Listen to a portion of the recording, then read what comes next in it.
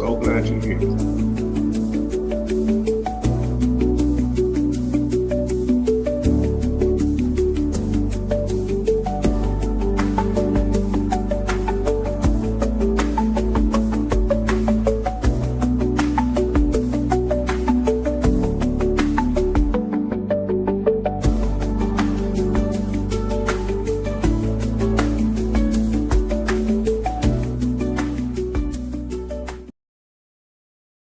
You can rap to this, Joe. Lord Christ, Yabashim Yashai Bakata.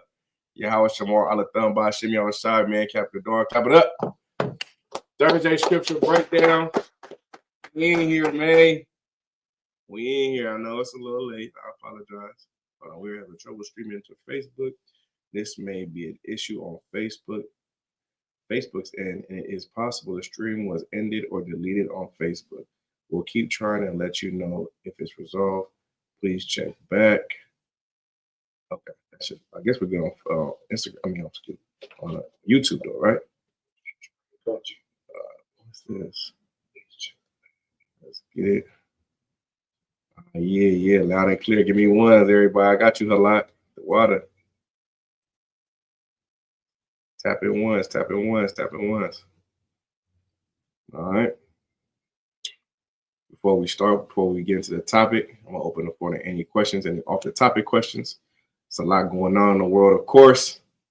You know what I'm saying? So if you have any questions, any fear you have, you know what I'm saying, anything you want to bring out, man, let me know. Let's go over it. You know what I'm saying? But if not, we're gonna get right to it. All right. We get into a couple of questions that was given to me. If y'all don't have any questions, y'all good? All right, solid. Boom. What's going on, young man Kev? Got a lot. What's going on, sis? ISUPK Mexico. We got a lot to up in here. Most High in Christ, man. Yeah. All right, solid. Let's go right here, right? Let's go to Proverbs 16 and 32. The topic is how to control yourself, right? How to control yourself. I'm gonna give you some precepts on how to control yourself. What controlling yourself is having discipline, controlling your emotions, controlling your anger, you know what I mean? All these things, right? And I'm gonna help you from someone who needed these precepts, right? Who needed this type of thing to control themselves. You're gonna need them too, all right? Proverbs 16 and 32. Let's go. There's the book of Proverbs, chapter 16, verse 32. Mm-hmm. He that is slow to anger is better than. Slow to read it from the top one more time. This is perfect. This is the book of Proverbs, chapter 16, verse 32. Mm-hmm. He that is slow to anger. So, right. If he that is slow to anger, go ahead. Is better than the mighty. Is better than the mighty. Go ahead. And he that ruleth his spirit than he that taketh a city. Right. And he that ruleth the spirit is better than him that taketh the city. If you can know how to control yourself, the first thing starts with this, being slow to anger, right? Being slow to anger. Because of our high drive emotions and things that might trigger you at times, it's so easy for people to be angry. You know what I mean? It could be personal issues, things that you're going through personally. And then someone might say the slightest thing to piss you off, and now you're triggered to anger. But the Lord said, be slow to anger. If you could be slow to anger, that is the key to life. You understand? Read from the top one more time. He that is slow to anger is better than the mighty. It's better than the mighty. I remember growing up, I think that we used to think that the tough dude was the one who got maddest first. You know what I'm saying? We used to think like, oh yeah, we say, what do we say, Dre? We say, oh, he's turned. He's turned. Yeah, he's turned because he's mad. He's extra. He's the most mad, so he's definitely, the craziest one. That is kind of true though, because why are you so angry? It's so fast. You know what I'm saying? What is your problem? You know what I mean? We used to say that, but the Lord said the person who is slow to anger is better than that type of person, than the mighty. The one who wants to be, oh, nah, I don't give a damn. F this, F that. What's up? The Lord said the person that is slow to anger is better than that. All right, keep going. And he that ruleth his spirit. Hold on 1 second. Yep.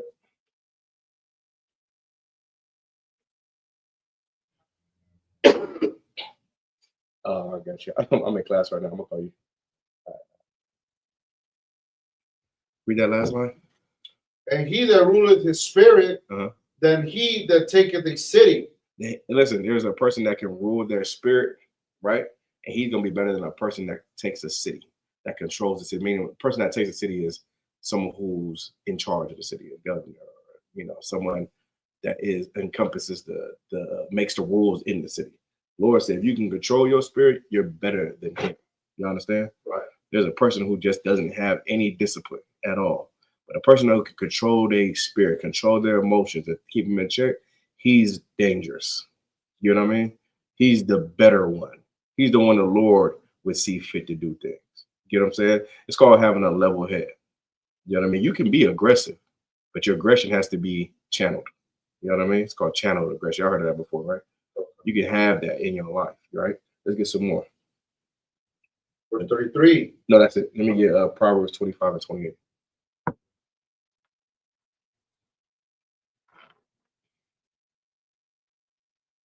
This is the book of Proverbs, chapter 25, verse 28. Go ahead. He that hath no rule over his own spirit is like a city that is broken down and without walls.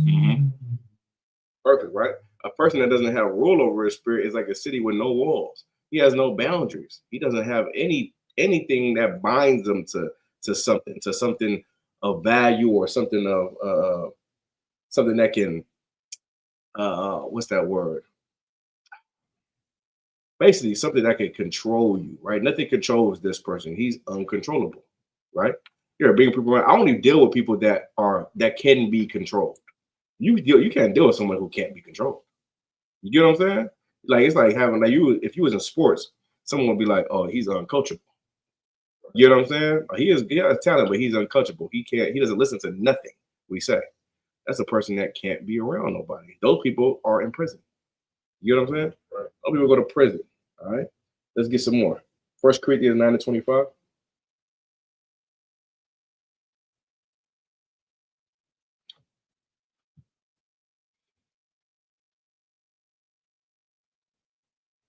There's a book of 1 Corinthians, chapter 9, verse 25.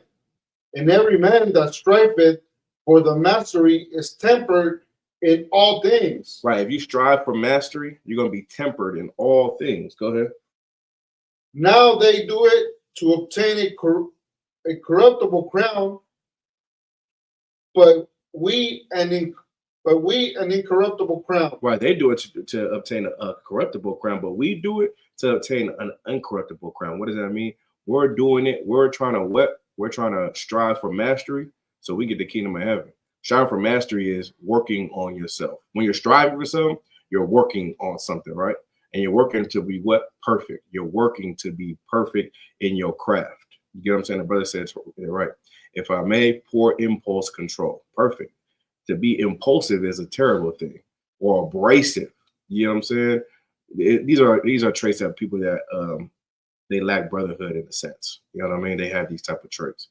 You want to be able to be a person who when you are, let's say if you had a checker brother, right? He absolutely understands that he was wrong.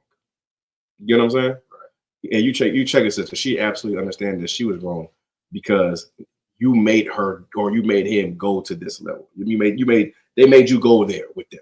You get what I'm saying? Ain't because you're just a hothead. Ain't because you're just an asshole. It's because you made me do this. I have to talk to you this way because you don't understand. You get what I'm saying? So you have to be a person that strives for masteries. Be that person. For what? A incorruptible crown. That's what we're striving for. All right. Let me give you one more. Let's get Ecclesiastes 7 and 9.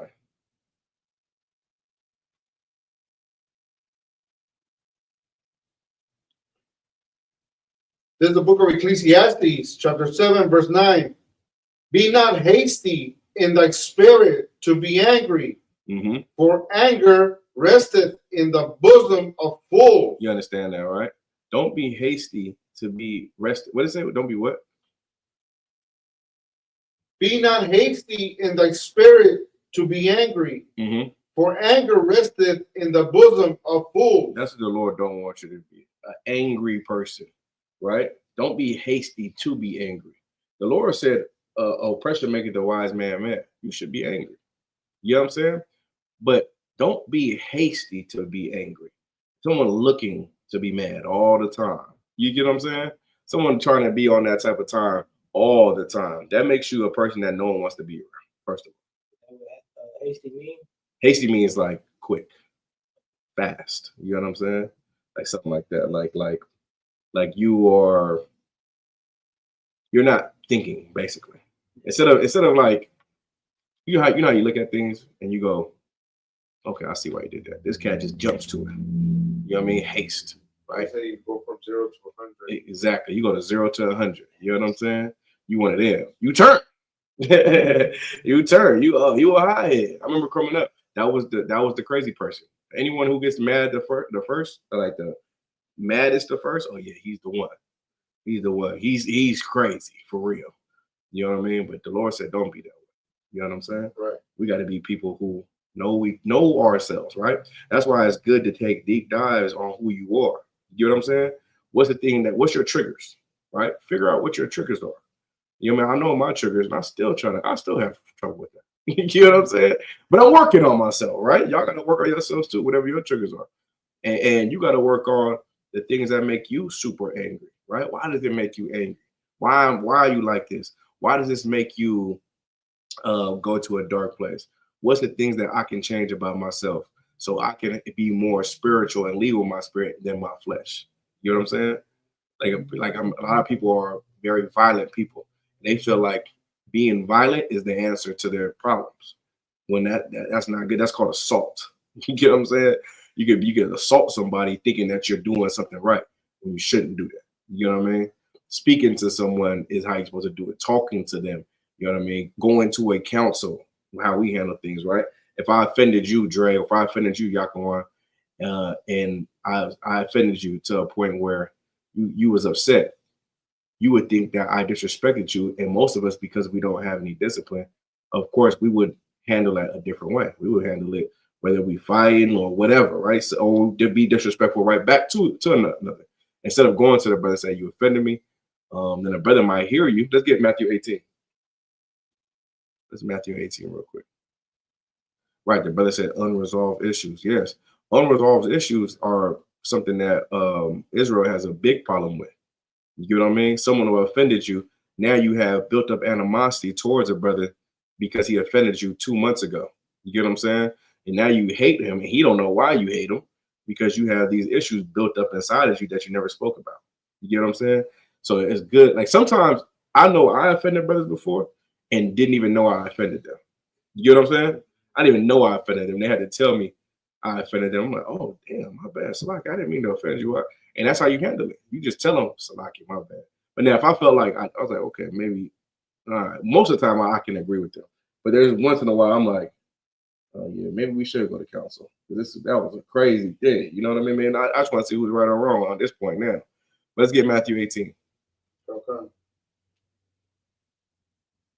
Verse 6, that one? 18 and 15. There's a book of Matthew, chapter 18, verse 15. Mm-hmm. Moreover, if thy brother shall trespass against thee. Right, if a brother trespass against you, right? Let's just say I say something to you, Dre, that's offensive, right? I'm like, your shoes is trash. You know what I mean? And I say it in front of a whole bunch of people. And you offended by that. You're like, damn, why you call me out like that in front of these brothers? Like, you know what I'm saying? I offended you, right? Go ahead. Go and tell him his fault between thee and him alone. You're supposed to come to me just by myself. You feel me? Like say we walk away and you like, can I holler at you? You're like, you know, what was that about? You know what I'm saying? Yeah, what was that about? Why you say that? You know, I ain't like that. You know what I'm saying? I was offended by that. That's how we said that. We talk like that for a reason because we're in the truth. We don't say like, you got me fucked up, right? Because that's a triggering thing. Yeah, I'll be triggered like, damn. What are you trying to disrespect me, or what you trying to say?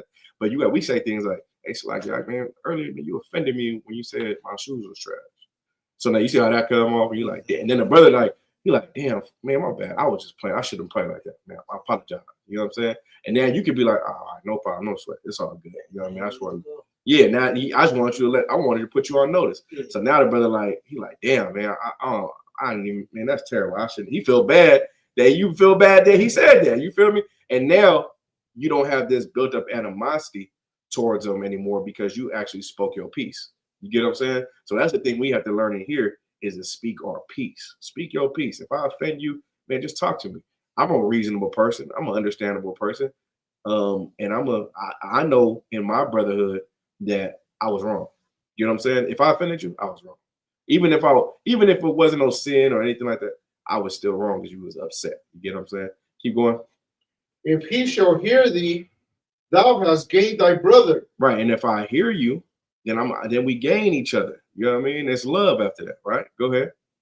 Verse 16. Mm-hmm. But if he will not, but if he will not hear thee, then take with thee one or two more, that in the mouth of 2 or 3 witnesses every word may be established. Right. So that's what we call counsel, right? So now if you say, if you go to me, Dre, and you go, why'd you say that in front of the brothers? I'm like, man, stop, man, you soft, man. Stop talking about that, man. Come on. I was just playing with you. Get over it, dude. Yeah, that means I didn't hear you. Now you're like, all right, no problem, man. We got to go to council. Now we're in a council. That's what the mouth of 2 or 3 witnesses. Now every word can be recorded in this council. Now we have to go to council, and the council is going to decide who was right and who was wrong. And now there's going to be a judgment behind that. You know what I'm saying? So the council comes down. They say, the dog hard, you was wrong for that, and we're fining you $200. Plus, you got to buy this brother some shoes that you don't like. You get what I'm saying? The council might say that you got to buy him shoes plus another $200, and that is my judgment, and I have to do, and that's the judgment I get. And then at the end, you know, I'm like, damn. Then I realized after a council that I was absolutely wrong, and I had to make sure I follow through with my fine, and I buy you some new shoes. You know what I'm saying? And then that way you can feel justified for the offense that you felt. You know what I mean? That's how we handle things in the school according to the Bible, right? Now keep going, Yakima. Verse 17. Uh-huh. And if he shall neglect to hear them, tell it unto the church. But if he neglect to hear the church, let him be unto thee as a heathen man and a publican. Right. So now let's go. We say we go past the council, and what the council says, I said I don't agree with that. So now we got to go in front of the whole school. So now we in a school, the whole school. We go to a major council about this trespass, and the school even agrees about what the general said in the council. And I still feel like I'm wrong. No, I mean I'm right. No problem. You are kicked out the school, and now you are, That's how it works. That's how it works. And now you're going to be treated as a heathen. Be treated as a heathen, meaning you cannot come back in here. You know what I mean? That's how it goes. That's the full extent of a council. If you don't hear the council, the generals, then you go in front of the school. You don't hear the school, then you're kicked out. Now, if the school says, nah, I agree with Godard, you're not kicked out. But the school says, we agree with what the general said in that council after they heard it, no, yeah, you got to go. And you can't come back in here no more. And that's that. You understand? That's all. That is the law. You come across a lot of situations like that? No, hell no. I ain't never seen that. I ain't never seen someone go to the school. Now, I'm not saying it hasn't happened. I'm just saying I never seen it go in front of a major council. But people have been dismissed from the school though, for sure. You know what I mean? We good to go on that? Okay. Any more, y'all going? That's it, right? That's it. All right, solid. So yeah, those are a few precepts. Let me get this one. Let me get Romans 13:8. Hey, young man, Kev, I think this computer is old, like it has an old iOS, so I can't see whatever you're putting in your and if you the emojis that you put on there, I can't see them. They pop up as like blank spots because I think this is our computer is outdated with the iOS. This Apples have iOS, right? The Mac, yeah, I think we just got to update it. Go ahead. There's a book of Romans, chapter 13 and verse 8. Mm-hmm. Owe no man anything. Go ahead. But to love one another, for he that loveth one another hath fulfilled the law. You understand that, right? Owe no man anything, but to love one another, right? Love ain't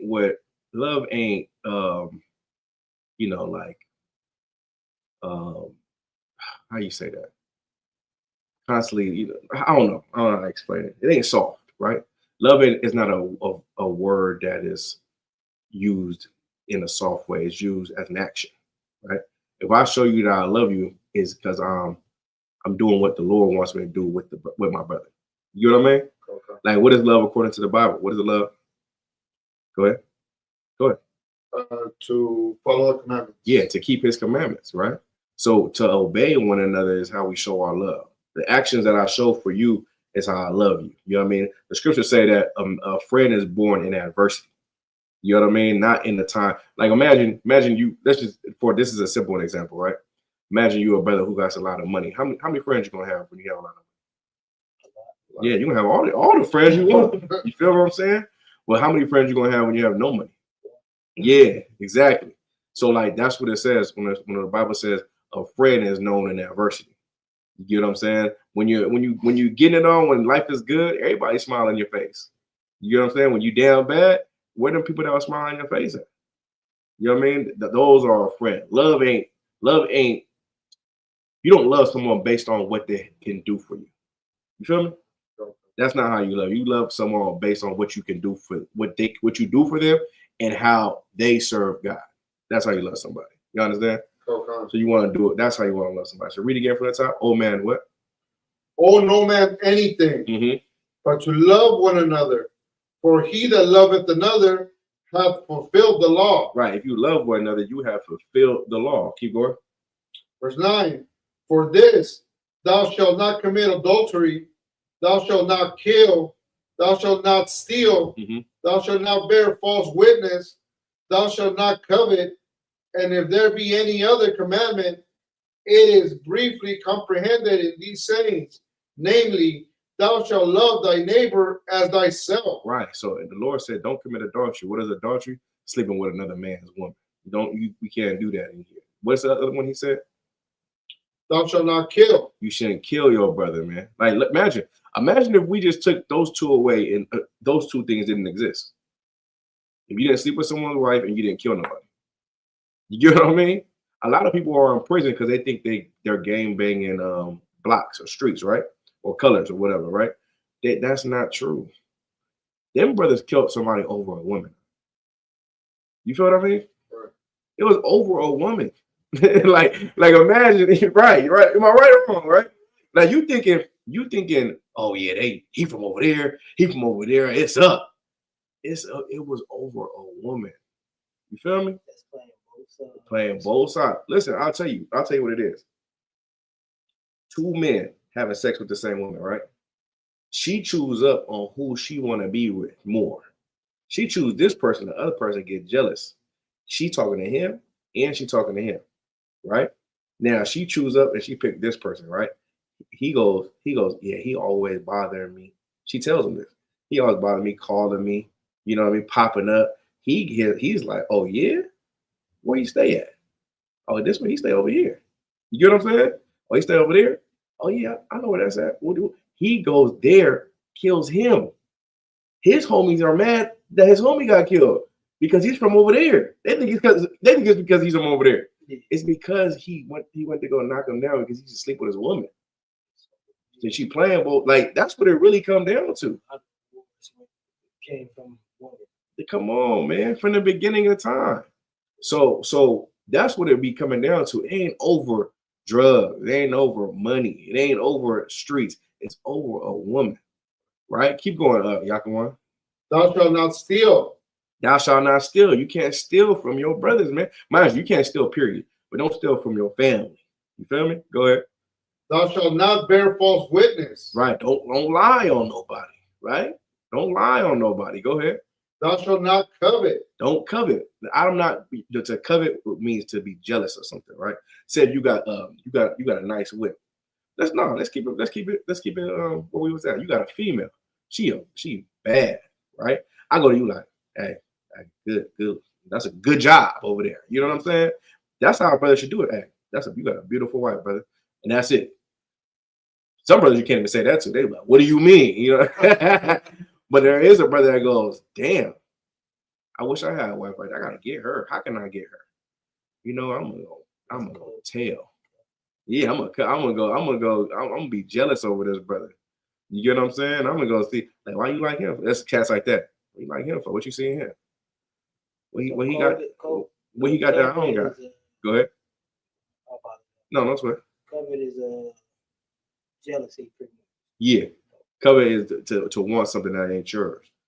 You know what I mean? Like someone who has a house, someone who, like back then they be coveting over land. You know what I'm saying? They covet over an ox. You know what I mean? Sheep. You feel me? Things like that. Like a sheep would leave. Let's say you have sheep and your sheep stray to your neighbors. Well, in the law, you're supposed to bring that sheep back to your neighbors. But today's, oh yeah, we'll keep that sheep. That's our sheep now. Mind you, people take inventory of their cattle. So they be like, hold on, why am I missing 2 sheep? Now that's a stealing. So now if you get found out of law, you got to pay that back times 7. You got to give me 14 sheep now, according to the law. You get what I'm saying? Right. So like, you don't want to do that. Yeah, because I think it's by 7 times 7. You got to pay it back times 7. So you don't want to do that. You want to be like, hey, brother, your sheep strayed this way. And you go, oh man, Salaki, my bad, brother. Matter of fact, hey, keep one. You feel me? I appreciate you for looking out. Just keep one. I'm good, man. You like, for real? Yeah, keep one. That's brotherhood. That's why it says, love thy neighbor as you love thyself. You know what I'm saying? Keep going. And if there be any other commandment, it is briefly comprehended in this saying, namely, thou shalt love thy neighbor as thyself. Mm-hmm. Good to go. You understand, right? Okay. Let's get some more. Galatians 5:13. The brother said it right. He said, the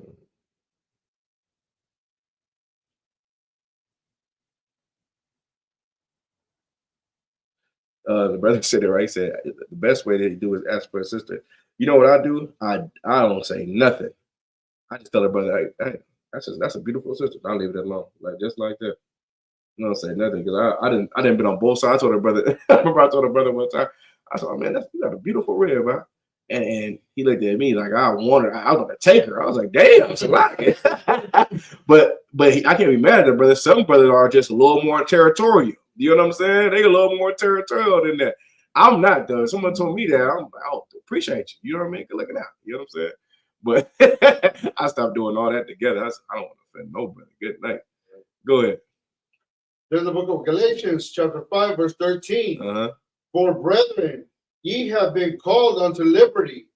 Only use not liberty for an occasion to the flesh. Right. Don't use liberty to the occasion of the flesh. So meaning we've been in the truth, we got brought to our free mind, right?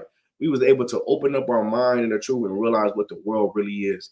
Before this, all we understood was Christianity and a Christianity mindset and a doctrine that was given to us from the world, right? But we in here, we got chose the liberty. We got liberty now. We got freedom. We know the truth.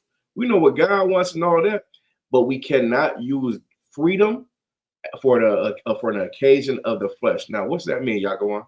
What do you think that means? What do you think that means, chat? You know what I mean? To use liberty for the occasion of your flesh.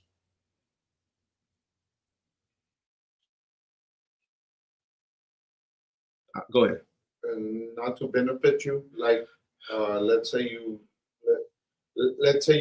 go out of your way for a brother in order to gain something for yourself. Like, okay, give me an example. So, like, let's say, oh, if let's say, oh, I'm gonna do this for this brother, and he got ends, he might break me down a little bit. Oh, that's a good one. That's a good one. I'll give you another one, right? There is no law. There is no law that if I meet a woman tonight, there is no law that says I can't have sex with her if she's single, right? There's no law against it. I can have sex with her and that'll be my wife. Is that wise? No, but that is using liberty for the occasion of my flesh. You know what I'm saying? That's more clear. What you said is correct, but I'll do it clearer. That's more clear. Right. Like if I said, oh yeah, I met her, yeah, I'm gonna have sex with her because she don't got no man. You know what I'm saying? And all that. That is me using the scriptures or my liberty for the occasion of my flesh. Let's not do that in here. You understand, right? Let's get some more. Any more? But by love, serve one another. But by what? But by love, serve one another. Oh, I see why you said that, Yaquan. But what I said was brotherhood, but what you said was brotherhood. That was on topic what you said. I get what you said. You kept it right through the brotherhood part there. Say that part. Say what you said again. I said, like, let's say that I'm trying to get something out of a brother. I might do something for him that that might facilitate him giving me what I want. Exactly. Let's not use liberty for the occasion of the flesh. Perfect. I'll take that. Let me get 1 Peter 1:22. Any more on that? Select it. That's it. 1 Peter 1:22.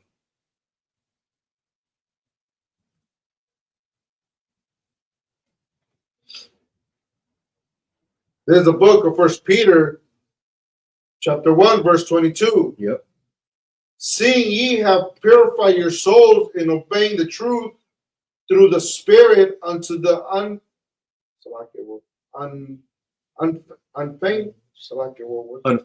unfeigned love of the brethren.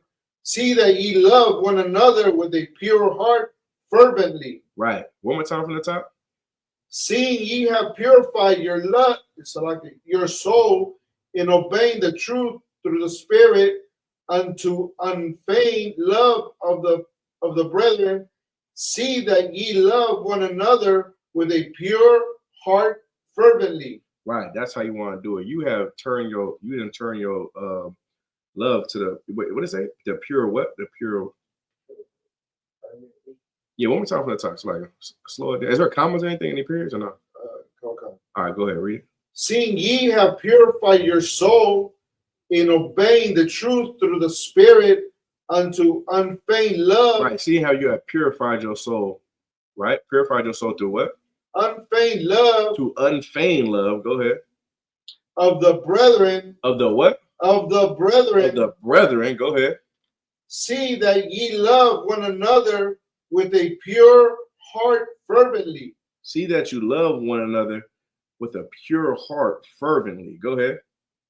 Verse 23. Unfeigned means to be genuine or sincere, right? Okay. You love this brother in sincerity. You get what I'm saying? Not you don't love someone because of what they can do for you. You get what I mean? Don't do that. Don't love someone. People. That's how people in the world love. They love you because what you can benefit them. You get what I'm saying? We love you in here because you serve the Lord. We love you here because you're loyal to the Most High. You feel what I'm saying? That's why we love you. We don't love you because you got some bread, or you got a nice whip, or like you know what I mean. You just a whatever. You know what I'm saying? Right. You bring all the females. We don't care about that. We'll love you more and see what the work you do. You know what I mean? The sacrifices you make. You know what I'm saying? The suffering that you intake from being in here with us. You know what I mean? That's how we'll love you, right? Go ahead. Being born again, not of corruptible seed. Right. We're going to be born again, right? What do it mean? We're living right now, right? I remember I was living and then I had to be born again. You get what I'm saying? I had to be reprogrammed and brainwashed. People say, when people say that, they say brainwashed. Wait a second. But literally your whole life was about you being brainwashed. You get what I'm saying? You was brainwashed your whole life. You got to come in here and get reprogrammed. You got to come in here and learn a whole new life, right? You got a whole new way of thinking, a whole new way of living and eating and breathing. You know what I'm saying? Everything is different when you come in here. You ever seen The Matrix? Remember that movie? Remember The Matrix? I always bring this up because this was the example given to me. It's like The Matrix. In The Matrix, Neo was living, right? Neo was living. He was working a regular job. And then he found Morpheus, and Morpheus took him out the Matrix and put him into that ship. Remember that? Right. He had to be born again when he was already middle 30-something, 20-something, whatever. He had to be born again, and he knew the truth, and everything that he realized was a lie. You know what I'm saying? Everything he knew, they said the sky was blue. You know what I mean? They said the sky was blue. It's a different color. You know what I mean? They say this is I said that for example, right? They say Jesus was white. He's black. Right? They said Christmas is Christ's birthday. It's not. They said to celebrate Christmas, the Lord is against it. Right? They said celebrate Thanksgiving, the Lord is against it. Right? You learn all these things. You're like, hold on, man. Wait a second. How is this true? They said God loved everybody and he don't. You get what I'm saying? So you got to remember all these things, right? Go ahead. Being born again, not of corruptible seed, but of incorruptible. By the word of Yahweh, which liveth and abideth forever. Right, by the word of the Most High, right? that liveth and abideth forever. 1 second.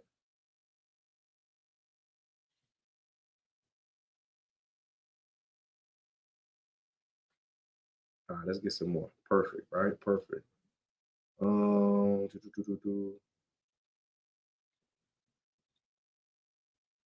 Hey, shalom, shalom. I don't know if you're a brother or a sister.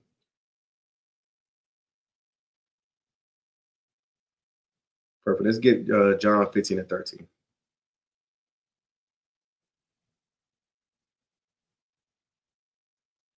This is the book of John, chapter 15, verse 13. Mm-hmm. Greater love hath no man than this, that a man lay down his life for his friends. Right. What was the love that the most that Christ showed us? That he died for us. You know what I'm saying? That's the most. That's how you show your love the most. Is what? Laying your life down for your friends. That's what Christ did for us, right? So imagine if that's the greatest love. What's the medium love? Right? There's some medium loves in there you could do for brothers. He don't require you to die yet. There's some stuff you can do that doesn't require death. You feel me? Right. Don't tell me you love me and you waiting just to die for me, but otherwise you don't do nothing else. You know what I'm saying? Show me that that's the ultimate thing you'll do for me, right? Is die for me. But there's other things you could do before that. And that's what we need to show each other while we're alive. Show each other how much we love each other. You know what I'm saying? By going out our way, by sacrificing, by suffering for each other. You know what I'm saying? That's why it's good to be a genuine person in the spirit. So a brother asks you for some help, you have no problem doing it because he's a brother who sacrifices his. You know what I'm saying? Right. He wanted to go and do the same thing for you, and you know he would. You know what I mean? It feels better to do it for a person like that than to do it for someone who would never. You know what I mean? Who would never, right? Go ahead. Ye are my friends if ye do whatsoever I command you. Right. The Lord, listen, Christ said, you my friends, if you do whatever I command you to do. That's how I know you my friends. Go ahead. Verse 15. I call you not to servants, for the servants knoweth not what his Lord doeth, but I have called you friends. Mm-hmm. For all things that I have heard of my Father, I have made known unto you. Perfect, right? Go ahead. Give me Mark 12 and 28. He said, I don't call you servants because you serve me. I'm calling you servants because I'm making it known to you what the Lord told me. You know what I'm saying? And you have to serve him, right? Give me Mark 12 and 28. Okay.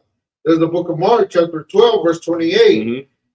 And one of the scribes came, and having heard them reasoning together, and perceiving that he had answered them well, asked him, which is the first commandment of all? Right. A scribe was someone who was against the truth, right? So you have scribes, Pharisees, and Sadducees. They are all men who was against Christ's against Christ. So Christ was like in the truth, right? Like us. So you have scribes. Scribes are like a Christian pastor or a fake Israelite. You know what I mean? So they will always come to Christ and the disciples and challenge Christ. You get what I'm saying? So he asking them. So this is a scribe asking them, right? Y'all going? Okay. So read again from the top. Okay. And one of the scribes came, and having heard them reasoning together, and perceiving that he had answered them well, asked him, which is the first commandment of all? Verse 29. And Jesus answered him, the first of all commandments is, hear, O Israel, the Lord our God is one Lord. Right. Verse 30. And thou shalt love the Lord thy God with all thy heart, and with all thy soul, and with all thy mind. Right. You should love the Lord thy God with all thy heart, mind, and all the soul in your mind. Right. Go ahead. And with all thy strength. Mm-hmm. This is the first commandment. Right. So now he's telling you what the first commandment is. This is how you got to love the Lord. With all your heart, with all your mind, and all your soul, and all your strength. Right. So with everything it takes in you to obey the Most High, do it. That's what he's saying. That's how you should love the Lord. Not barely, all the way. That's the first one, right? What's the second one? And the second is namely this. Thou shalt love thy neighbor as thyself. That's the second one. You shall what? Love what? love thy neighbor as You thyself. shall love thy neighbor as thyself, right? Back then in these times, we were actually neighbors. You know what I'm saying? Like you lived by me. You was my neighbor. Like, you know, Yakawan, you was my neighbor. Like we was all neighbors at one time. So that's why he's saying you should love thy neighbor as thyself. So when you read the Bible today, you be like, well, my neighbor is some child molester. No, that ain't your neighbor. You get what I mean? Or the other neighbor is some East Indian. That ain't your neighbor. You know what I'm saying? Your neighbor was us. We was each other's neighbors. We live by each other. So the Lord said that the second one is namely this: you should love your neighbor like you love yourself. And that's why it's important to love yourself. You care about yourself, right? You care about yourself. Well, care about yourself the same. Care about him the same way you care about yourself. You get what I'm saying? Like, listen. Like, if you hungry, I gotta make sure that you eat too. If I'm eating, I gotta make sure you eat. You know what I mean? If I see you struggling, I gotta make sure I can ease it some way because I love myself. Right. You get what I'm saying? The whole Bible was about Israel. It's about how we're supposed to be close and connected and together and obeying the Lord. The Lord made us a big family on earth. That was a family that was supposed to be together and a family that was supposed to have a power, the biggest power ever. You know what I mean? Who was the Most High? Right? Keep going. There is none other commandments greater than these. There's not a commandment that is greater than these. These are the two greatest commandments right here. It's to love the Lord with all your heart, soul, mind, and strength. And the other one is to love thy neighbor like you love yourself. Right? That's the end of 31. Okay. So let me get John 15 and 13. Did we read that one already or no? No, we didn't.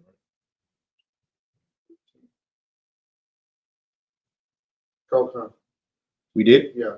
Okay. Let me get Matthew 5 and 44. Matthew 5 and 44. And of course, if y'all have any questions in the chat, just type it in and I'll answer it. All right. Off the topic or whatever.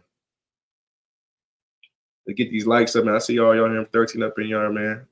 Hit the likes on here. Share this thing too about the show. Ra'ahawar. Shalom, brother. I don't know if you're a brother or sister, but shalom. Sound like a brother's name, so like that sound like a brother. There's the book of Matthew, chapter 5, verse 44. Mm-hmm. But I say unto you, love your enemy, bless them that curse you, do good to them that hate you. It's like one more time from the time. Let me go with you. Khan. But I say unto you, love your enemies. Love your enemies, right? Right. You would think, who's my enemies? Your enemies is your brothers. You know what I'm saying? Not the white man. A lot of people can't wait to find a way to love the white man. You know what I'm saying? They're like, see, you're supposed to love your enemies. No, your enemies is your neighbors, your people around you, the ones that curse you. You get what I'm saying? The black people that come in front of us and tell us that we lie. Right. You know what I mean? They come and tell us all the time, Dre. They're like, y'all, this is blasphemous. You're lying on the Bible. You're lying on God. Go to hell. F you. All that stuff. They'll say, oh, like, damn, that's how you feel. We telling you you're the greatest people on the face of the earth, and you telling us to go to hell. Right? So the Bible says, love thy enemies. Go ahead. Bless them that curse you. Bless them that curse you. Even when they curse us, the Lord said we bless them. We bless them with these prayers right here. All these prayers here, that prayer right here, bless Israel. That's how we bless every black, Hispanic, and Native Indian with that prayer. You get what I mean? Right. Keep going. Do good to them that hate you. Do good to them that hate you. Go ahead. And pray for them which despitefully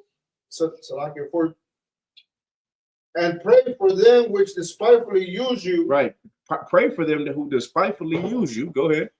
And persecute you. Go ahead. Verse 45. That ye may be the children of your Father which is in heaven. Mm-hmm.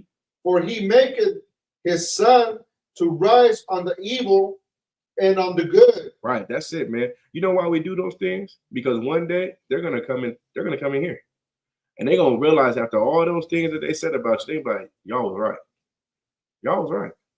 I'm glad y'all kept praying for me. I'm glad that y'all did these things, man, because y'all was right. And I'm in here. There's a lot of brothers who come in the truth. A lot of sisters who come in the truth who used to curse us out. They used to curse us out. Now they up in here. You know what I mean? Some of them priests and some sisters married to priests. They used to cuss us out. They used to think we was liars and and what they used to call us, racist, drunks, all that stuff.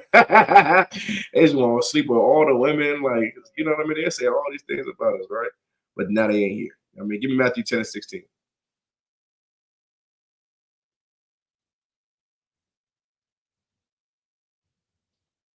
There's the book of Matthew, chapter 10, and verse 16. Uh-huh. Behold, I send you forth as sheep in the midst of wolves. Right. Behold, I send you as sheep in the midst of wolves. Go ahead. Be ye therefore wise as serpents. You understand that? Listen, the Lord said He's going to send you as sheep in the midst of wolves. These people in the world is wolves. You get what I'm saying? He's going to send you as sheep in the midst of wolves. Be wise as serpents. Go ahead. And harmless as doves. All right, you got to be wise like a snake. You got to be wise like how wolves is wise, right? But be harmless as a dove. You know what I mean? Harmless as a dove, man. That's how you got to maneuver. You get what I mean? You can be a wolf around wolves. There's a wolf around a wolf. The Lord called you a sheep because we the house of Israel. So when you a sheep, a sheep is always what you call it? I guess parallel with the Israelite person. You get what I'm saying? So He sent you as a sheep in the midst of wolves. He told you, you a sheep. And what do wolves want to do to sheep? They want to devour them, right? They want to devour them. But He said, man, you're gonna be wise as a serpent, but you're gonna be harmless as a dove. You get what I'm saying? That's how you gotta be. You're gonna know your enemies. You're gonna seek your enemies out. Right? We have rules. I probably should say this. Yeah, we got rules that we keep in the school because it's our protocol since forever. Even though it's lawful in America, we wouldn't do it. You get what I mean? And it's purposeful that way. You get what I'm saying? I shouldn't say it online, but it's purposeful that way. You get what I'm saying? So the Lord always wanted us to be smart, just like how they smart though. How they're cunning and conniving. We got to match them. That's how the Lord said you got to know thine enemy. Study your enemies. You know what I'm saying? And don't harm them. Right. Don't harm them. You know what I mean? Any more? That's it, right? End of 16? Okay. All right, solid. Give me more. Give me Luke 22 and 35. Luke 22 and 35. Hey, shalom, sis. Salaki, brother, my bad. That does sound like a man's name, though. I just want to make sure. There's the book of Luke, chapter 22, verse 35. Mm-hmm. And he said unto them, when I send you without purse and scrip and shoes, lack ye anything? And they said nothing. Remember, so Christ is talking to the disciples, right? And there's a time where the disciples were with Christ. Now Christ is gonna leave. Now He said, when I sent you without purse, right? When I sent you without purse, right? Right. I sent you without purse. Go ahead. And scrip and shoes. Lack ye anything? You didn't lack nothing though. You didn't lack nothing when I sent you with nothing, right? Go ahead. And they said nothing. Mm-hmm. Verse 36. Then said He unto them, but now he that hath a purse, let him take it, and likewise his scrip. And he that hath no sword, let him sell his garment and buy one. Now He's saying now Christ ain't gonna be with him. He about to go die. Remember, Christ had to go die. This whole time when Christ was with the disciples, He know that in His end that He's gonna die. He has to die because He has to die so we can live. You feel me? Remember, you ever heard that precept where Jesus wept? You ever heard that one before? Yeah, Jesus wept. He cried, right? And people are always wondering, like, oh, He cried because of this. He cried because of that. No, He cried because He knew He was gonna die, and He was gonna die a bad way. You get what I'm saying? He knew it. But He had to do it because that was the Lord's calling for Him, is to go die for us, right? So now He's telling the disciples, now this time when you go out, right, take your script, right? Take your purse. You feel me? A purse which you hold money in a bag, right? He said, take these things with you. You know what I'm saying? And then He said, if you don't have a sword, sell your garment and go get a sword. Like, but today that'd be like a bank. You know what I mean? It was like, listen, you don't got one, sell your garment and go get one. You get what I'm saying? He's telling them like y'all gotta it's stuff in front of y'all. I need y'all to be protected. Protect yourself. Right? Go ahead. For I say unto you that this that is written must be yet accomplished in me. Uh-huh. And he was reckoned. So now that's the part, right? For this that is written has to be accomplished in me. Like the things that are written about him going to die for, this has to come to pass. So I'm telling you now, this is why you got to gear up. You know what I mean? Keep going all the way to 37. And he was reckoned among the transgressors. Uh-huh. For the things concerning me have an end. Right. For the things concerning me have an end. That's what he's telling them. Because it's gonna be a time I'm not gonna be with y'all. And that time I need y'all to be ready. You know what I mean? So he raising these brothers up, the disciples up, Peter, all the brothers that rock with him, Matthew, they rock with him, right? James, right? They all rocking with Christ. And then so they're all gonna be rocking. Stephen was one that rocked with Christ. He got killed. You know what I mean? He got killed by the Sadducees and Pharisees because he was cold. You know what I'm saying? They killed him. So like all these brothers are rocking with him, and he's getting them ready because he know he's about to be gone. So he like, look, man, like, I need y'all to take this serious. Man, there was a one time where Peter's father died, right? Peter was his right hand man, like his number 2. Peter's father died, and he asked Christ, went to Christ. He goes, he's like, man, my dad died, man. I want to go back and bury him. He said, man, I hear you. Like, I hear you, but like, man, let the dead bury the dead. That's what he told him. And then Peter didn't go bury his father. You know what I'm saying? That he was kind of letting Peter know, like, look, man, my time here is short. I can't lose no time with you. You got to rock with me. And he's building them up in his strength. Like, he's not saying like, you know, you love your father. That's good. But listen, man, your father was in the world. Right now, we got things. We got to go wake up more fathers. You feel what I'm saying? I need you with me. So like, let the dead. So he's saying, when he said, let the dead bury the dead, he letting the people in the world that are spiritually dead bury the actual dead. You get what I'm saying? That's what he said. And that taught Peter a lesson, like, ooh, that was heavy. Okay. Like, you know what I'm saying? Like, you think it's customary to go see your father off. You know what I'm saying? But Christ is letting them know, like, this ain't that time right now. And if I wasn't here, yeah, go. But I don't got too much time. You feel me? Because remember, when someone is dead, mind you, he got to travel to go see him. Then he get there. That's another 7 days. He's unclean. He can't even be around the brothers, right? So then he loses time with Christ. And Christ was like, man, we in the thick of things. Right. So he was hardening Peter up. You know what I'm saying? Where we at? Let's get John 18 and 36.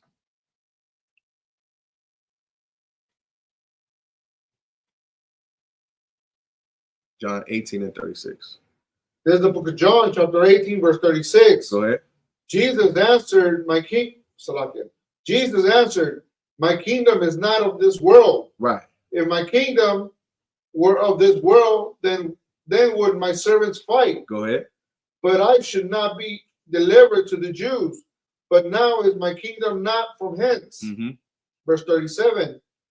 Pilate therefore said unto him, art thou a king then? Give me 2 verses up, 18 and 30. Let's start at 32. 18 and 32. Let me get some context, all right? Go ahead. Verse 32. That the saying of Jesus might be fulfilled, which he spake, signifying what then he should die. Verse 33. Then Pilate entered unto the judgment hall again and called Jesus and said unto him, art thou the king of the Jews? Right. So now they in a council right now. I'm gonna set the picture for you. They in a council right now, and Pontius Pilate is a white man. He's a white Roman centurion, right? He's like he's not the general. Was he a general? No, I don't think he was a general, but he's like in charge of all the other ones, all the other white centurions, right? So his job, he's like a cop. His job was to go capture Jesus Christ, right? So he go capture Christ, and they take him in front of like a court, basically, right? So he's asking them questions like, are you the king of the Jews? He's asking Christ this, are you the king of the Jews? Right? Go ahead. Verse 34, Jesus answered him, sayest thou this? Sayest thou this thing of thyself, or did others tell thee of Salakia? No, you're right. Or did others say these things? Go ahead. Or did others tell it thee of me? Right. So he said, are you the king of the Jews? He was like, you saying this? Or did other people say this? Because Christ don't call himself the king of the Jews. You get what I'm saying? his reputation got so big and his following got so big at one point, people said that he was the king of the Jews. You get what I'm saying? But he never called himself the king of the Jews. So that's why he's telling Pilate, like, is you saying this thing or someone else saying this thing? You know what I mean? Because I never said this thing. I never called myself the king of the Jews. Now, he is, though. You get what I'm saying? He absolutely is the king of the Jews. In the Bible, he's the king of the Jews. He's our king. You get what I'm saying? But Christ never calls himself the king of the Jews. You understand, right? So let's keep going. Verse 35. Pilate answered, am I a Jew? Pilate, the white man, right? He asked Christ, am I a Jew? Right? Am I a Jew? Because remember, what Christ is speaking about is the Jews are going to get salvation. Like, you know what I mean? Like the Jews are God's chosen people. He's saying all these things. That's what he's saying. So remember we would talk about the scribes, the Sadducees, and the Pharisees. They don't like Christ because he has this power over the ghetto, over the black people. You know what I mean? They want that power over the black people. They're black. The scribes and Sadducees, they're black people. Right. They want the power over them, but they see Christ coming up and he's telling the truth, and the people are following him. And they go back and tell the Romans, like, hey, this cat right here, Jesus Christ, they following him. He's saying something different from what we teach. We don't like that. We gotta do something about this. So they're basically essentially turning Christ over to the white man. Right. You get what I'm saying? So like that's what these other black people are doing. That's why we look at these black leaders today as traitors. Because they got the same spirit as the Sadducees and scribes of back then. You get what I mean? So they're going to the white man and telling him, like, this cat right here, man, like, he got to go. Yeah, he got to get him, right? So now Pilate, let's go back. So Pilate goes, am I a Jew? He asked Christ, am I a Jew? Go ahead. Thine own nation and the chief priests have delivered thee unto me. What hast thou done? Verse 36. Jesus answered, my kingdom is not of this world. Right, now Christ goes, my kingdom ain't of this world. Go ahead. If my kingdom were of this world. Now, if my kingdom was of this world, go ahead. Then would my servants fight. Then my servants will fight. We'll go to war with you. Right? Go ahead. That I should not be delivered to the Jews. But now is my kingdom not from hence. Right. That I should be delivered to the Jews. But now my kingdom is not from hence. It's not from here. Right? Remember, his kingdom is in heaven. But the Bible says, thy kingdom come, thy will be done on earth as it is in heaven. His kingdom will be here one day, but it ain't here now. What you gonna say, Yaakov? That went in your head, right? That popped up. That's how it's supposed to be. That's a precept. You get what I'm saying? But his kingdom is in heaven, but he's fighting for his kingdom to be on earth. But his first step is to what? Die. Remember that. That's cold, right? His first step is to die so his kingdom can be established through his perfect living. So he can die and then we can raise up more men after that. Remember, this 2,000 years ago, right? Go ahead. Come. Pilate therefore said unto him, art thou a king then?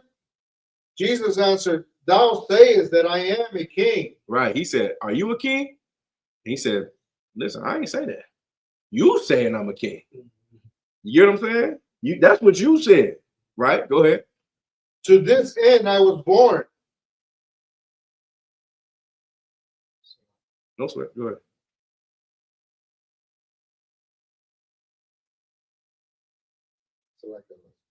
No sweat. 18 and 38, I mean. 37. To this end I was born, and for this cause came I unto this world. For this end I was born, and for this cause I came into this world. To what? Bring his kingdom, right? Go ahead. That I should bear witness unto the truth. That I shall bear witness unto the truth. Go ahead. Everyone that is of the truth heareth my voice. Everyone that is of the truth heareth my voice. That's what he's saying. Not mind you, not everyone hears Christ, but the people who do follow him. You know what I'm saying? Go ahead. Okay. Verse 38. Pilate said unto him, what is truth?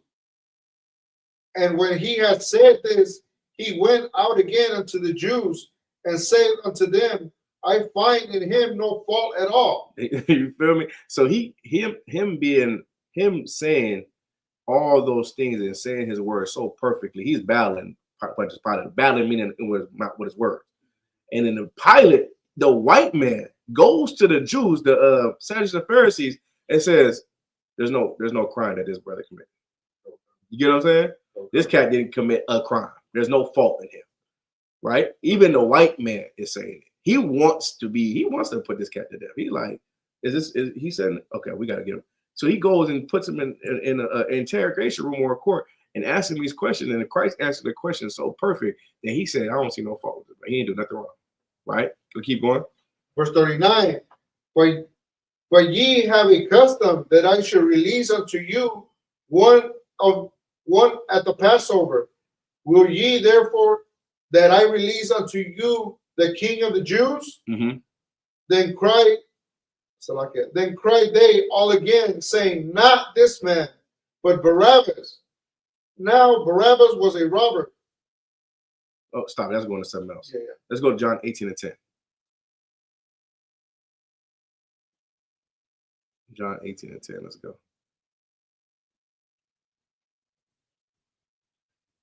Okay.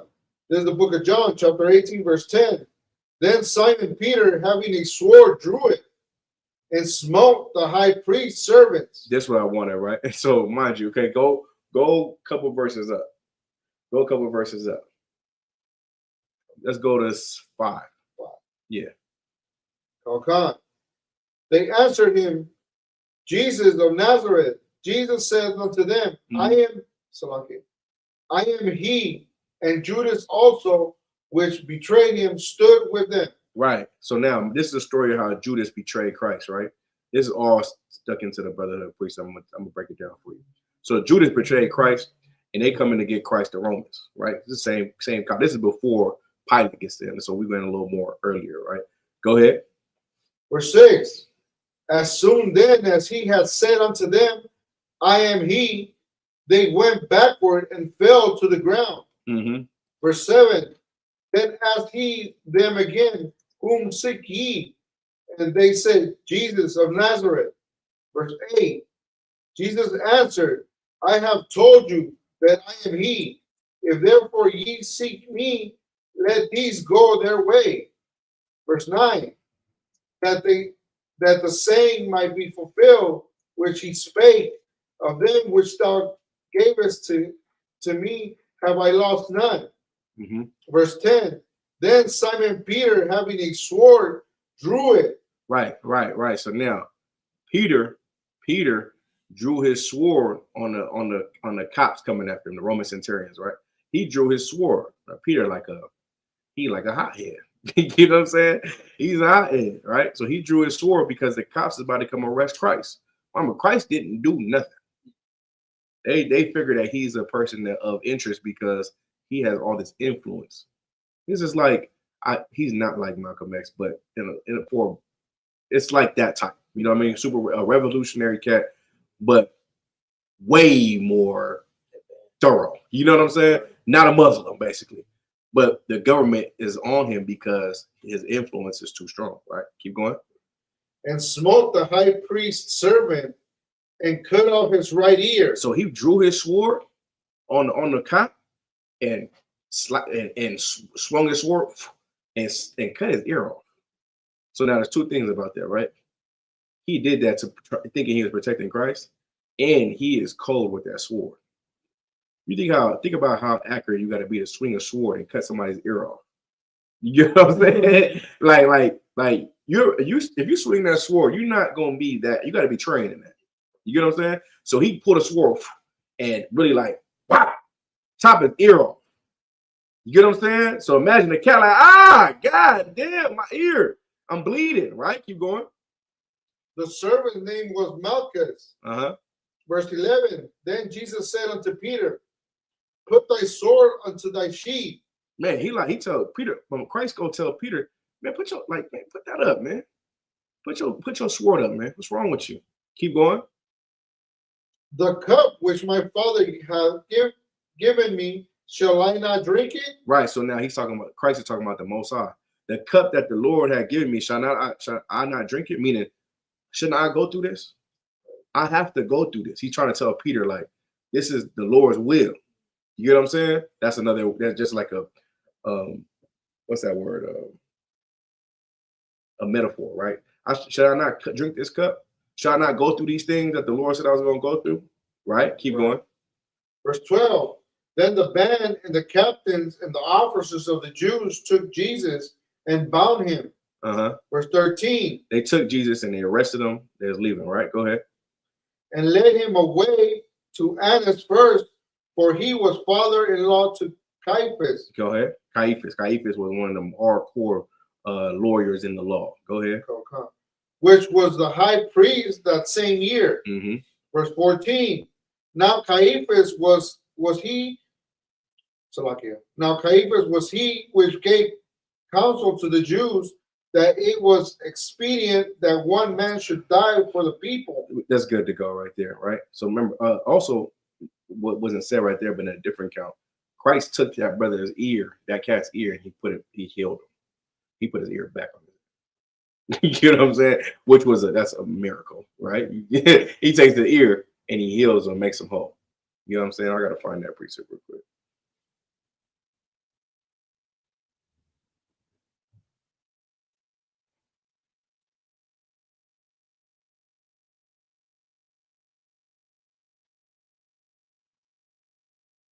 That was what was you right there? What was you at right now? John, right? Yeah, so in Mark 14 and 47 and Luke 22 and 51, they both have those the same accounts when he put his ear back. All right. We're gonna skip right there for now. Let's go to Matthew 5 and 22. Did we read that already? Yeah.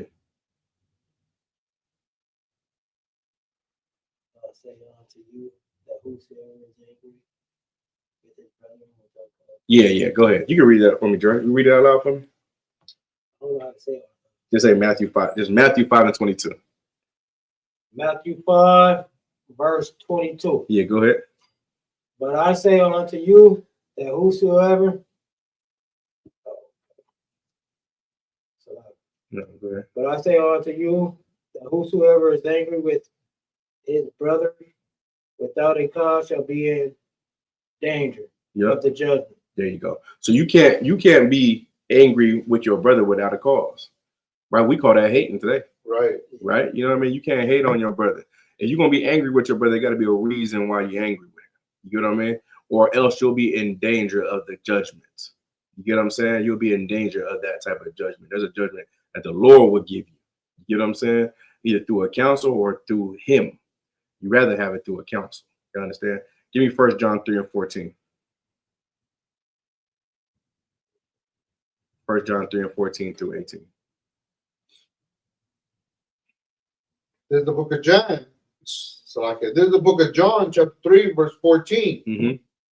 We know that we have passed from death unto life because we love the brethren. That we love the what? Because we love the brethren. That's how you know if you came back from death into life, because you love the brothers, right? You love the brothers around you. Go ahead. He that loveth not his brother abideth in death. If you love not your brother, you abide in death. That's what the Lord said. You're going to abide in death. Go ahead. Verse 15. Whosoever hath his brother, whosoever hated his brother is a murderer. There you go. If you hate your brother, the Lord said you a murderer, man.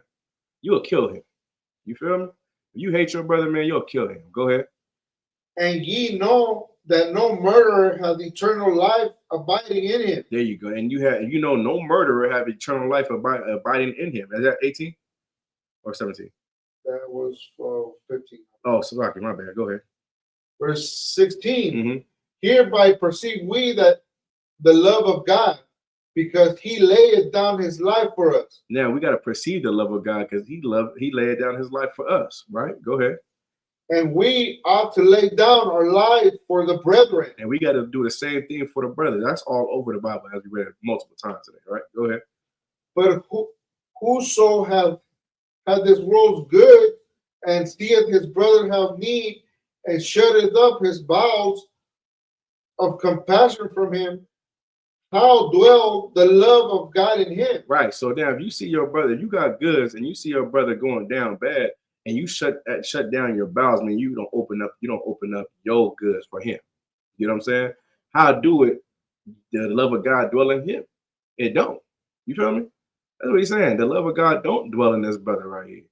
He don't got no love for you, right? Go ahead. Any more? 18, everyone? Yeah, 18. My little children, let us not love in word. Let us not love in word. That's why we talked about we can't just say love. We got to act love. You understand?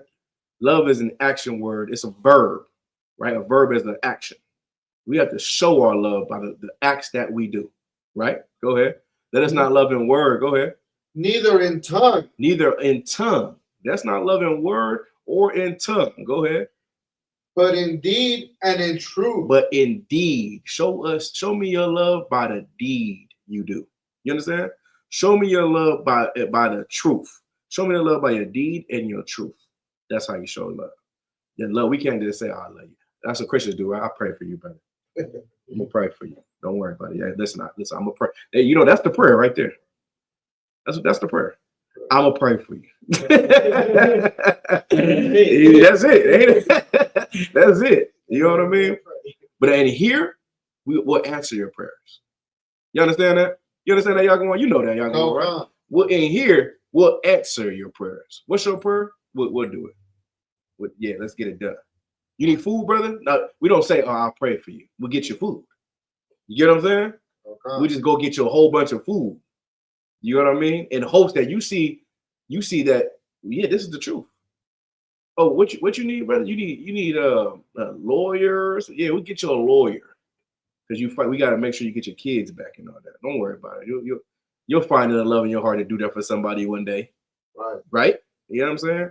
Oh, what you need? Like, but you know we want what we want in return, right? What we want in return, huh? Nothing but love. What we want in return, y'all going? And we want something, huh? We want something. It's easy. We want your loyalty, right? That's all. We want your loyalty, man. That's it, man. Pay us back in loyalty.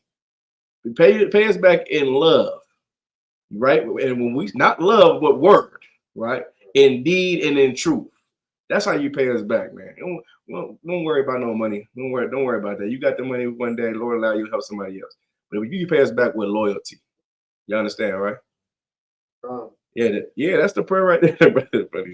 That's the prayer right there. I'm gonna pray for you. Exactly. You know what I mean? Good to go. Matthew 18 and 22.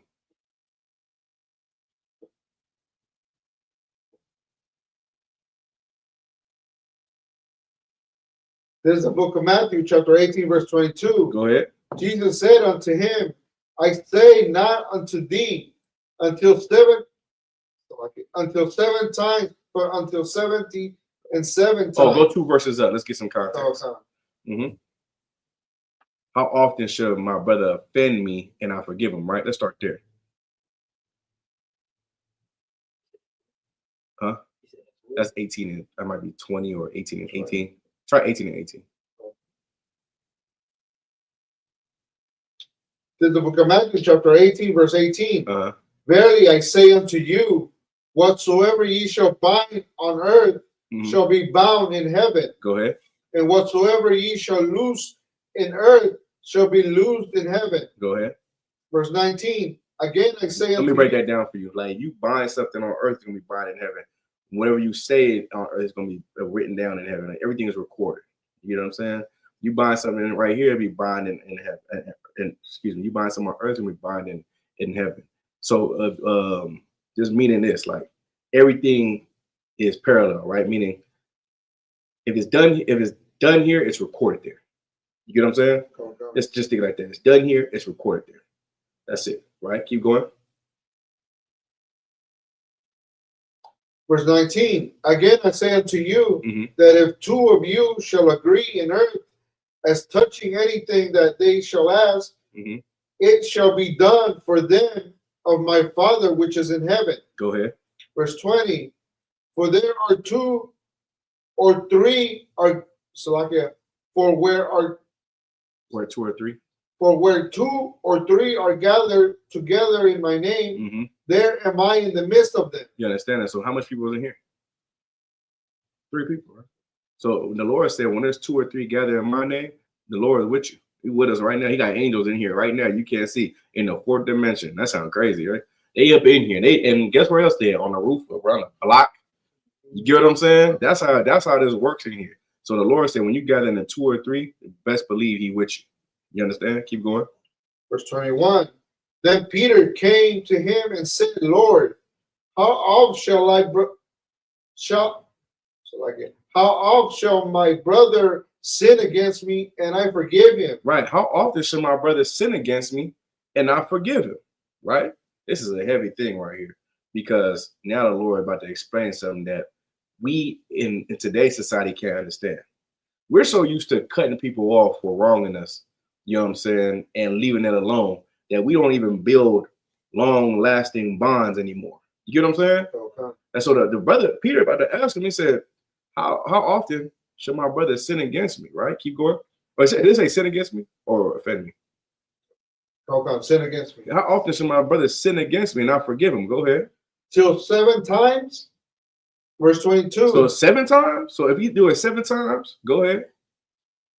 Jesus said unto him, I say not unto thee until 7 times, but until 70 times 7. You understand that? I won't say unto you 7 times, but until 70 times 7. You get what I'm saying?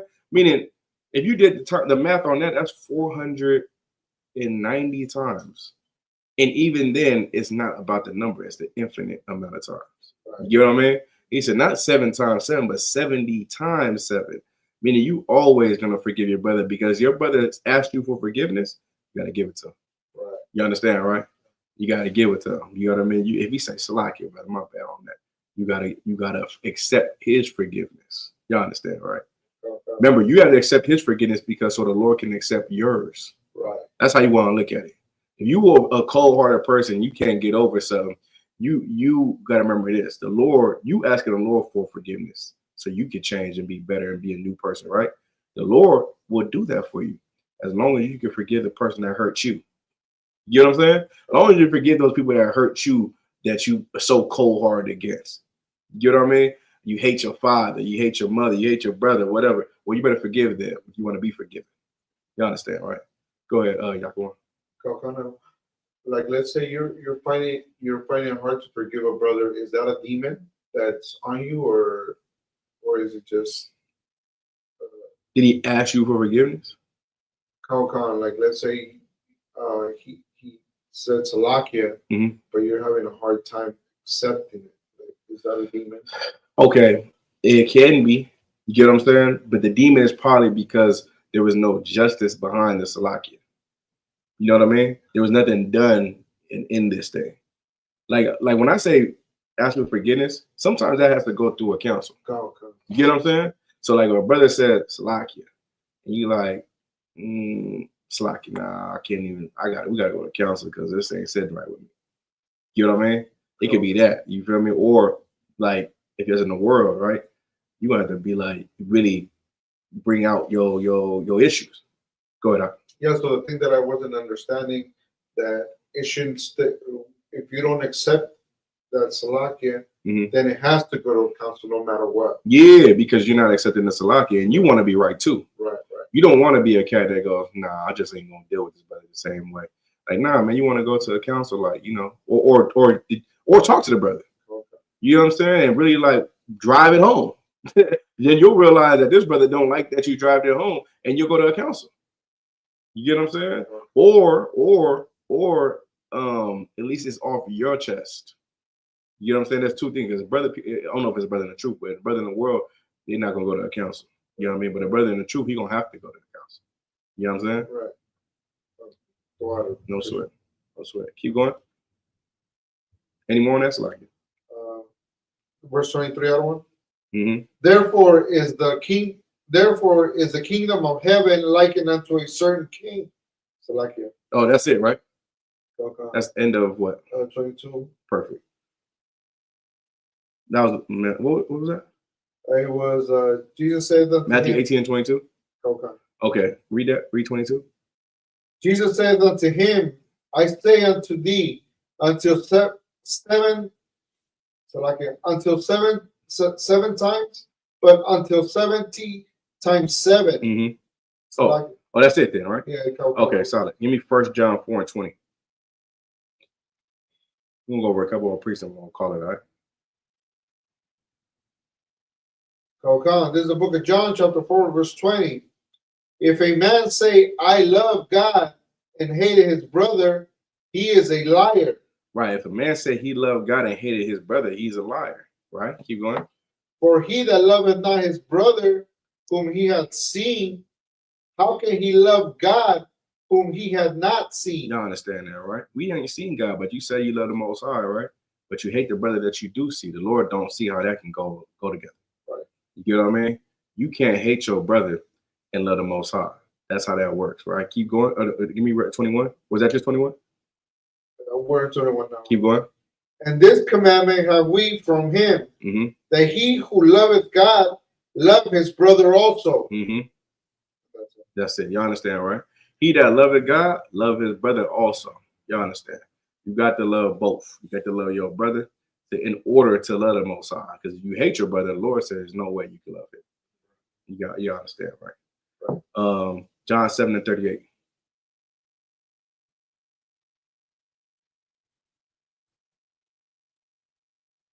This is the book of John, chapter 7, verse 38.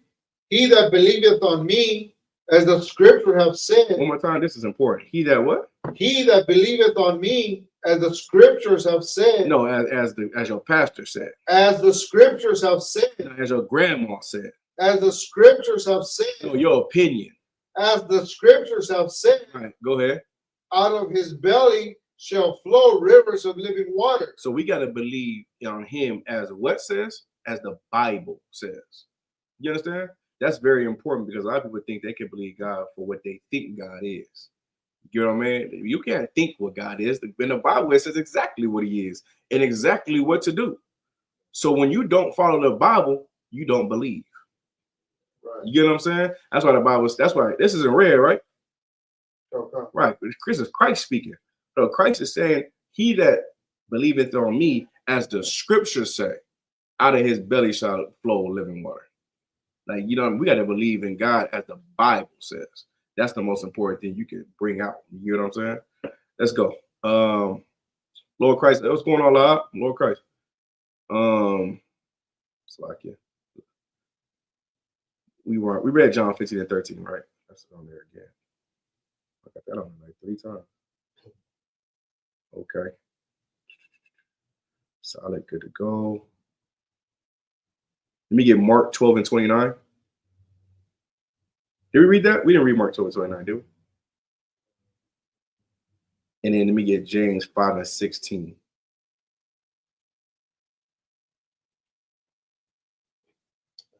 Yeah, we read. All right, give me James 5:16.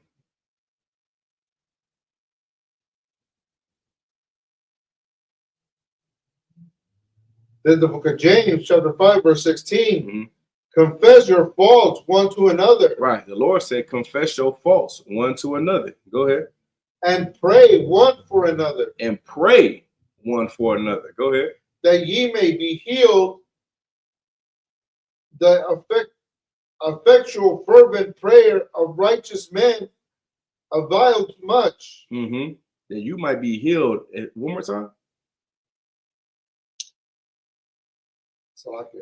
That ye might be healed, that effectual fervent prayer of righteous men availeth much. That righteous man availeth much. Go to your brother and talk to your brother about how you can be better. You know what I mean? You confess to them, hey man, I'm struggling with this right here. I need some help on this.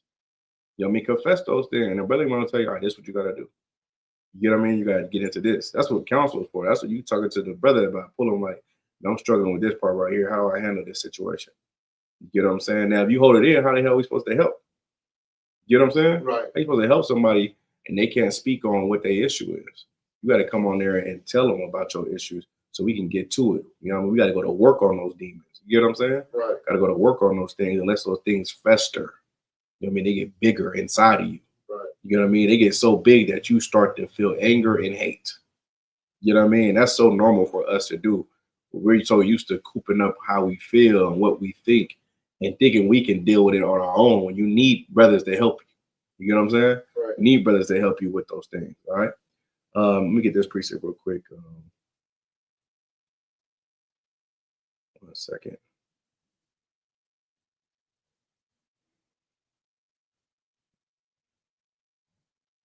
Give me Proverbs 17:7.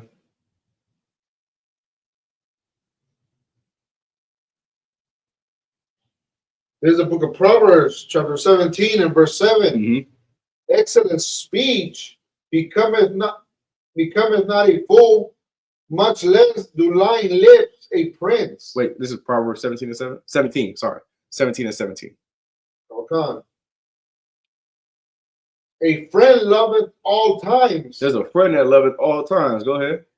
And a brother is born for adversity. That's when a brother is born, though, through adversity. You understand that, right? You need a brother to go through through the hard times, not just the easy times, not just the good times, but the hard times. Give me Proverbs 18 and 24.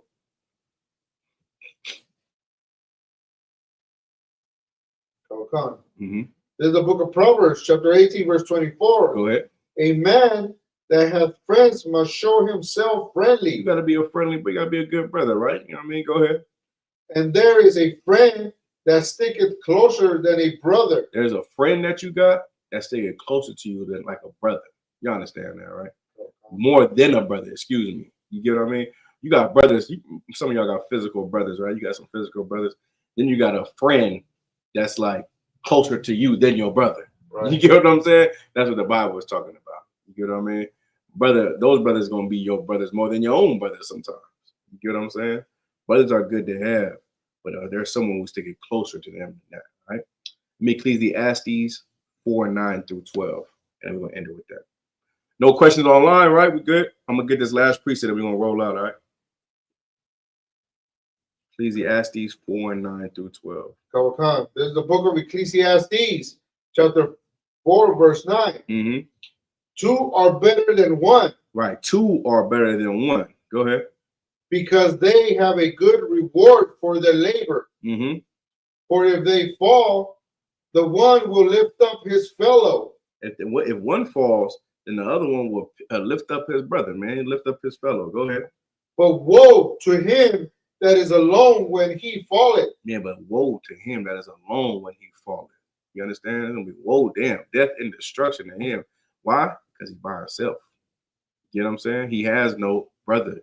He has no brotherhood. Right? Go ahead.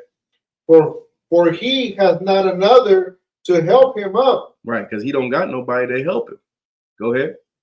Verse 11, again, if two lie together, then they have heat. But how can one be warm alone? Right. How can one be warm alone? Go ahead. Verse 12, and if one prevail against him, two shall withstand him. And if one prevail against him, then two shall withstand him. Go ahead. And a threefold cord. Now another brother, right? A threefold cord. Go ahead. Is not quickly broken. And that one is not quickly broken. You know what I'm saying? Now you got three brothers. You know what I'm saying?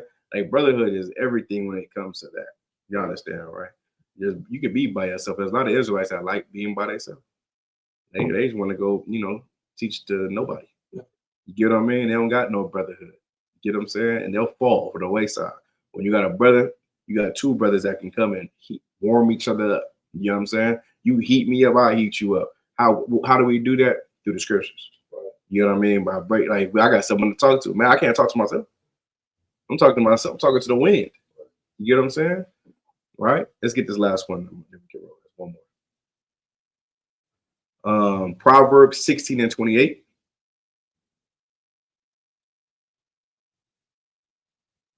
There's the book of Proverbs. Two more.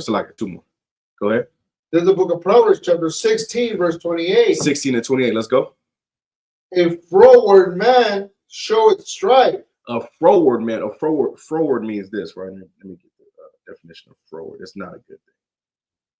Froward. It's like rude, I believe.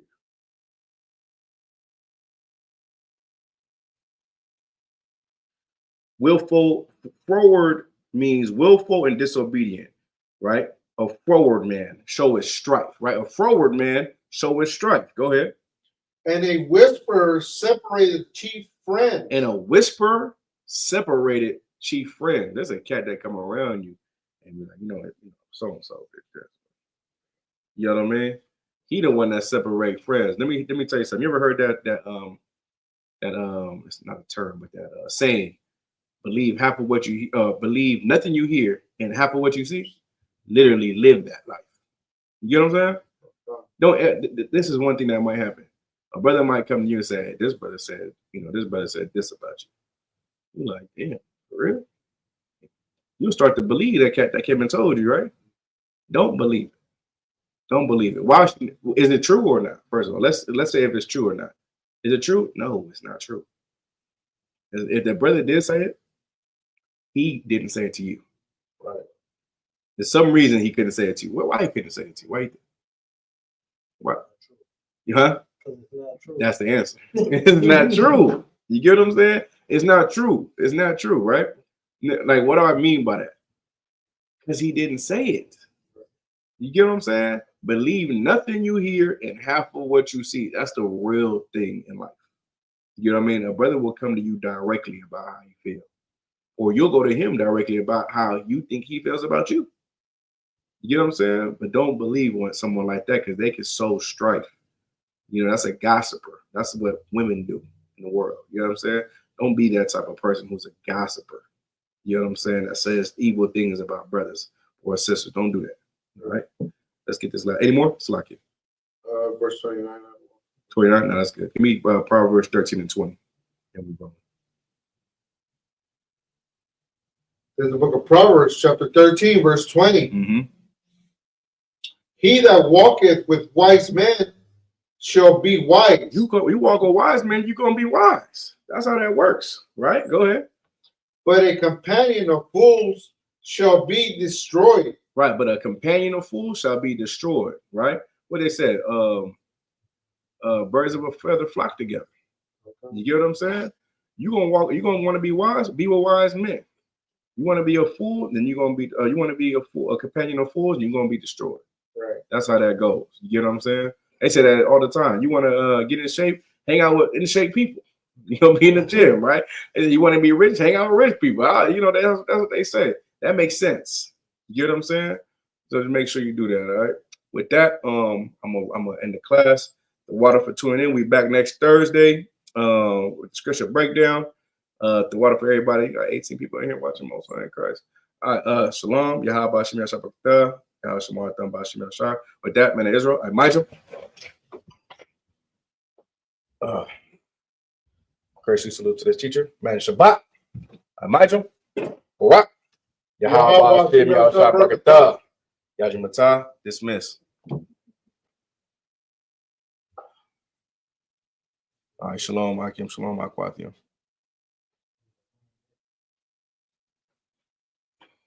Yeah, you can teach it. Y'all want to teach that brother the salute, man. Yeah.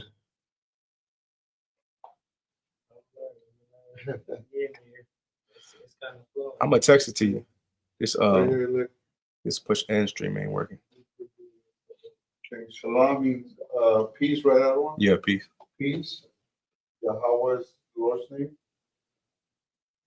Hashem. In the name of Yahweh Shai. Mm-hmm. Barak. Bless. Bless. You. Atha.